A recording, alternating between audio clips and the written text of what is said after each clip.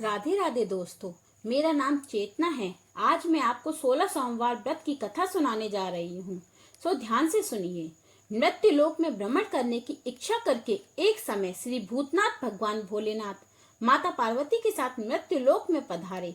भ्रमण करते करते दोनों विदर्भ देशांतर्गत अमरावती नाम की अति रमणीक नगरी में पहुंचे। अमरावती नगरी स्वर्ग लोक के सदृश सब प्रकार के सुखों से परिपूर्ण थी। उसमें वहां के महाराज द्वारा बनवाया हुआ अति रमणीक शिव जी का मंदिर भी था। भगवान शंकर भगवती पार्वती के साथ उस मंदिर में निवास करने लगे। एक समय माता पार्वती भगवान भोलेनाथ को प्रसन्न देख मनोविनोद करने की इच्छा से बोली, हे महाराज, आज तो हम दोनों चौसर खेलेंगे। शिव जी ने प्राण प्रिया की बात को मान लिया और चौसर खेलने लगे। उसी समय मंदिर का पुजारी ब्राह्मण मंदिर में पूजा करने आया। माता पार्वती ने पुजारी से प्रश्न किया, हे पुजारी जी, बताओ इस बाजी में हम दोनों में से किसकी जीत होगी। वह ब्राह्मण बिना विचारे शीघ्रता से बोल उठा कि महादेव जी की जीत होगी। थोड़ी देर में बाजी समाप्त हो गई और पार्वती जी की विजय हुई। पार्वती जी बहुत क्रोधित हुई और ब्राह्मण को झूठ बोलने के अपराध के कारण श्राप देने को उद्यत हुई।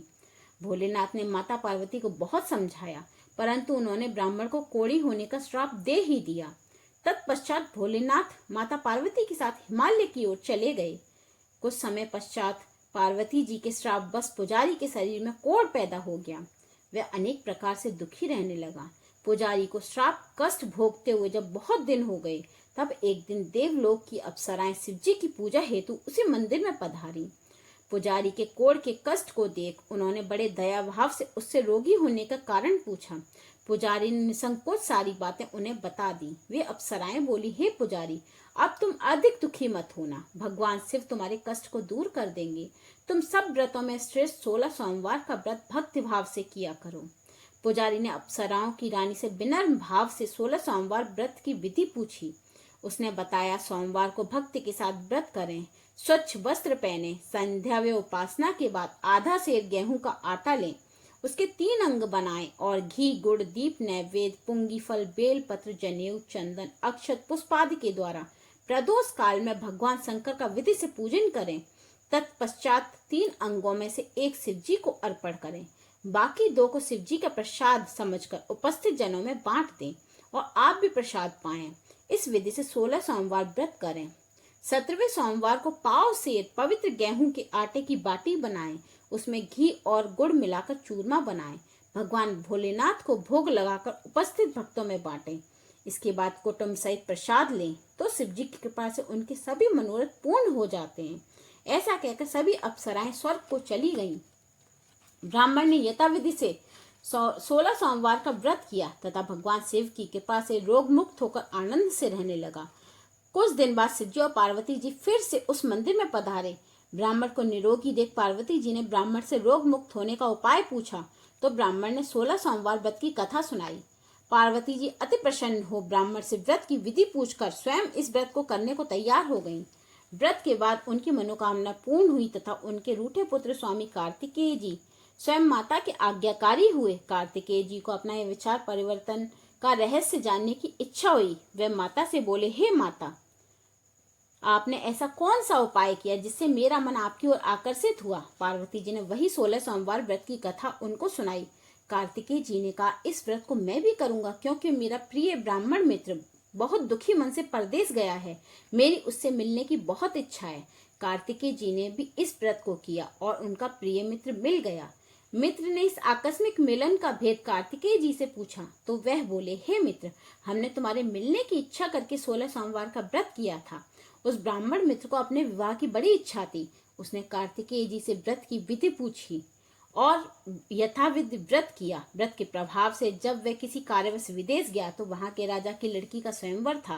राजा ने प्रण किया था कि जिस व्यक्ति के गले में सब प्रकार से श्रृंगारित हथिनी माला डालेगी, मैं उसी के साथ अपनी प्यारी पुत्री का विवाह कर दूंगा। शिव जी की कृपा से वह ब्राह्मण भी स्वयंवर देखने की इच्छा से राजसभा में एक ओर बैठ गया। नियत समय पर हथिनी आई और उसने जयमाला उस ब्राह्मण के गले में डाल दी। राजा ने अपनी प्रतिज्ञा के अनुसार बड़ी धूमधाम से अपनी कन्या का विवाह उस ब्राह्मण के साथ कर दिया। ब्राह्मण सुंदर राजकन्या पाकर सुख से जीवन व्यतीत करने लगा। एक दिन राजकन्या ने अपने पति से प्रश्न किया, कि आपने कौन सा ऐसा भारी पुण्य किया था जिसके प्रभाव से हथिनी ने सब राजकुमारों को छोड़कर आपको वरण किया। ब्राह्मण बोला, हे प्राण प्रिय, मैंने अपने मित्र कार्तिकेय जी के कथनानुसार 16 सोमवार का व्रत किया था, जिसके प्रभाव से मुझे तुम जैसी स्वरूपवान पत्नी की प्राप्ति हुई है। व्रत की महिमा सुन राजकन्या को आश्चर्य हुआ। वह भी पुत्र की कामना करके वे व्रत करने लगी। शिव जी की कृपा से उसके गर्भ से अति सुंदर, सुशील, धर्मात्मा और विद्वान पुत्र उत्पन्न हुआ। माता पिता दोनों उस देव पुत्र को पाकर अति प्रसन्न हुए और उसका लालन पालन भली प्रकार से करने लगे। जब पुत्र कुछ समझदार हुआ तो एक दिन उसने अपनी माता से प्रश्न किया, हे माँ, तुमने ऐसा कौन सा व्रत एवं तप किया है जो मेरे जैसा पुत्र तुम्हारे गर्भ से उत्पन्न हुआ। माता ने 16 सोमवार व्रत की विधि पुत्र को बताई। पुत्र ने सब तरह के मनोरथ पूर्ण करने वाले सरल व्रत को सुना तो वह भी राज्याधिकार पाने की इच्छा से हर सोमवार को यथाविधि ये व्रत करने लगा। व्रत शुरू होने के बाद एक देश के वृद्ध राजा के दूतों ने आकर उसको राजकन्या के लिए वरण किया। राजा ने अपनी पुत्री का विवाह ऐसे सर्वगुण संपन्न ब्राह्मण युवक के साथ करके बड़ा सुख प्राप्त किया। वृद्ध राजा के दिवंगत हो जाने पर इसी ब्राह्मण युवक को सिंहासन पर बैठाया गया। क्योंकि दिवंगत राजा के कोई पुत्र नहीं था, राज्य का उत्तराधिकारी होकर भी ब्राह्मण पुत्र 16 सोमवार का व्रत करता रहा। जब 17वां सोमवार आया तो विप्रपुत्र ने अपनी प्रियतमा से पूजन सामग्री लेकर शिव पूजा के लिए शिवालय में चलने को कहा, परंतु उसकी पत्नी ने उसकी आज्ञा की परवाह न की। दास दासियों द्वारा सब पूजन सामग्री शिवालय भिजवा दी, परंतु स्वयं नहीं गई। जब राजा ने शिव जी का पूजन समाप्त किया तब आकाशवाणी हुई, हे राजा, अपनी इस रानी को राजमहल से निकाल दे, नहीं तो ये तेरा सर्वनाश कर देगी। आकाशवाणी सुनकर राजा के आश्चर्य का ठिकाना नहीं रहा। उसने मंत्रणा गृह में आकर अपने सभासदों को बुलाकर कहा, हे मंत्रियों, मुझे आज शिव जी की आकाशवाणी हुई है कि राजा तू अपनी इस रानी को निकाल दे, नहीं तो ये तेरा सर्वनाश कर देगी। राज्य के मंत्री और सभासद विस्मय और दुख में डूब गए, क्योंकि जिस कन्या के कारण राज्य मिला है राजा उसी को निकालने का जाल रच रहा है। यह कैसे संभव हो सकेगा। खैर, राजा ने अपनी पत्नी को राजमहल से निकाल दिया। रानी दुखी हृदय से भाग्य को कोसती हुई नगर के बाहर चली गई। बिना पत्राण, फटे वस्त्र पहने, भूख से दुखी धीरे धीरे चलकर वह एक ग्राम में पहुंची। वहां एक बुढ़िया सूत काटकर बेचने जाती थी। रानी की करुण दशा देखकर बोली, चल तू मेरा सूत बिकवा दे, मैं वृद्ध हूँ, भाव नहीं जानती हूँ। यह बात सुन रानी ने बुढ़िया के सिर से सूत की गठरी उतार कर अपने सिर पर रख ली। थोड़ी देर बाद आंधी आई और बुढ़िया का सूत पोटली सहित उड़ गया। बेचारी बुढ़िया पछताती रह गई और रानी को अपने से दूर रहने को कहा। इसके बाद रानी एक तेली के घर गई। शिव जी के प्रकोप के कारण तेली के सब मटके उसी क्षण चटक गए। तेली ने भी रानी को अपने घर से निकाल दिया। अत्यंत दुख पाती हुई रानी एक नदी के तट पर गई तो नदी का समस्त जल सूख गया। तत्पश्चात रानी एक वन में गई। वहां जाकर सरोवर में सीढ़ी से उतरकर पानी पीने गई। उसके हाथ का स्पर्श होते ही सरोवर का नील कमल के सदृश जल असंख्य कीड़ों से युक्त होकर गंदा हो गया। रानी ने भाग्य पर दोषारोपण करते हुए उस जल को ही पीकर अपने पेड़ की शीतल छाया में विश्राम करना चाहा, परंतु रानी जिस पेड़ के नीचे भी जाती उस पेड़ के पत्ते तत्काल गिर जाते। वन सरोवर जल की ऐसी दशा देख गौ चराते ग्वालों ने अपने गोसाई जी से, जो उस जंगल में स्थित मंदिर में पुजारी थे, ये बात बताई। गोसाई जी के आदेशानुसार ग्वाले रानी को पकड़ गोसाई जी के पास ले गए। रानी की मुख कांति और शरीर शोभा देख गोसाई जी जान गए कि अवश्य ही कोई विद्या गति की मारी कुलीन स्त्री है। पुजारी ने रानी से कहा कि पुत्री, मैं तुमको अपनी पुत्री के समान रखूंगा, तुम मेरे आश्रम में ही रहो, मैं तुमको किसी प्रकार के कष्ट नहीं होने दूंगा। गोसाई जी के वचन सुनकर रानी को धीरज हुआ। वे आश्रम में रहने लगी। रानी जो भोजन बनाती उसमें कीड़े पड़ जाते, जल भरकर लाती उसमें भी कीड़े पड़ जाते। रानी की यह दशा देख गोसाई जी भी बहुत दुखी हुए और रानी से बोले, हे बेटी, तुम्हारे ऊपर कौन से देवता का प्रकोप है जिससे तुम्हारी ऐसी दशा है। पुजारी जी की बात सुन रानी ने शिवजी महाराज के पूजन का बहिष्कार करने की बात बताई।